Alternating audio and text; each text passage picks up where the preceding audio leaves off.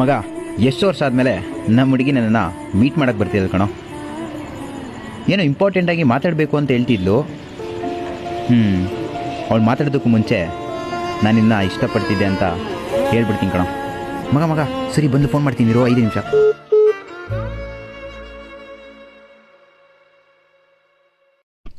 ಚೆನ್ನಾಗಿದ್ಯಾ? ಏನೋ ಇಂಪಾರ್ಟೆಂಟಾಗಿ ಮಾತಾಡಬೇಕು ಅಂತ ಹೇಳಿದ್ದೆ. ನೀನು ಏನೋ ಹೇಳಬೇಕು ಅಂದೆ. ಇಲ್ಲ ನೀನು ಫಸ್ಟ್ ಹೇಳು. ಇಲ್ಲ ನೀನು ಹೇಳು. ನೀನೇ ಫಸ್ಟ್ ಹೇಳಬೇಕು. ನನ್ನ ಮದುವೆ ಫಿಕ್ಸ್ ಆಗಿ 2 ಮಂತ್ಸ್ ಆಯಿತು. ನೆಕ್ಸ್ಟ್ ಮಂತ್ 25th ನನ್ನ ಮದುವೆ ಇದೆ.